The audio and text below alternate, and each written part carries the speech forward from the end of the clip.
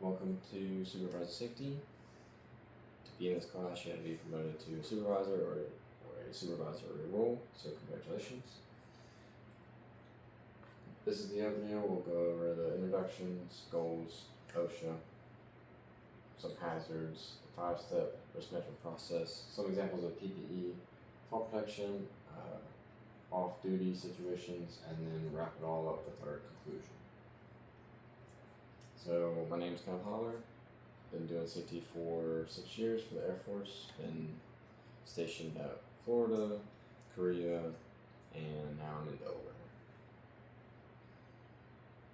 Some of the goals that I want to accomplish going through this supervisor training is 1, where can you find information to solve these problems on your own?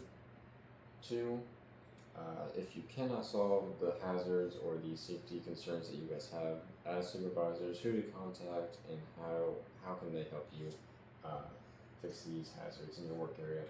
And then what do you do if you do see a hazard in your work area? And how do you handle it? So this is the OSHA Safety and Health Act. What it says is that we have to 1, comply with all OSHA regulations. We have to ensure the safety and health of our employees and our work area. So if you see a hazard, fix it. If you see a problem with your programs, fix it. These are some physical hazards that you may see in your work area. So for example, exposed live wire with your electrical outlets. You want to cover that up so that you can't accidentally touch those live wires and shock or maybe even electrocute yourself. Missing ceiling tiles.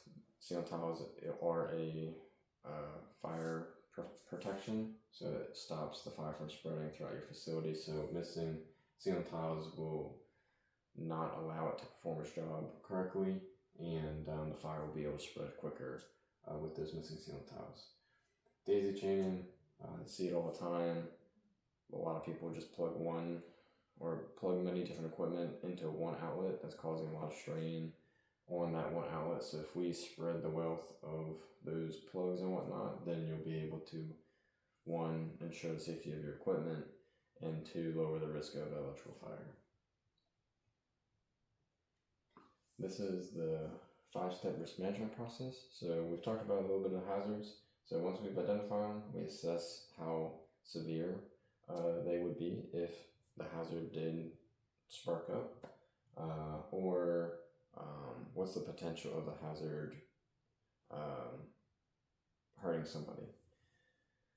Next, we would make some decisions, develop some controls and whatnot, and then that may be your programs like fall protection, confined space, and then we would implement and educate our employees about those controls, and then we would supervise and evaluate. Just in case if we miss something, we can then reassess and attack so that we can make sure that we've covered all of our bases in protecting our employees.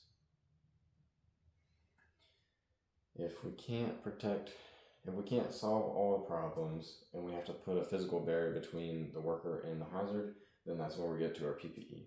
So that's face shields, goggles, gloves, helmets. This is a physical barrier to a hazard so that they can still perform their job safely and work around the hazard without hurting themselves. An example of that would be fall protection with the fall harnesses. There's 2 examples. This one right here, the yellow and blue one, would be on the cheaper side. You can see that there's no padding and it's just straps that go around the body. It's a good product, but it may hurt or be uncomfortable to the user compared to the black and red, white, and blue one, because you got some extra padding on the lower back and the hips and on the shoulder pads as well too. So these are some examples of different price points, and just something to think about, because you want your employees to 1, wear the equipment and be comfortable in it so that they wear it appropriately. And if they wear appropriately, then if they do get themselves into a sticky situation, it will be able to safely secure them, and then they'll be able to continue working on after that. And then the big question is, can you protect people off duty? And sure you can. As a supervisor, people look up to you. They look to you for guidance, whether it's on duty or off duty. So encouraging people to be safe in their work area and at their house doing their DIY projects and whatnot can definitely go a long way by encouraging people just to be safe and to kind of take a step back and think about what they do before they do it. And then this is our conclusion. So talked about the OSHA Safety and Health Act. Where do you find the hazards? They're in DAFMAN 912-3, some risk management stuff in DAFMAN 9803. And then if you have any other questions and whatnot, you can definitely contact the safety office or OSHA, or your manufacturer's instructions and your manufacturers of your PPE too is a very good point of contact.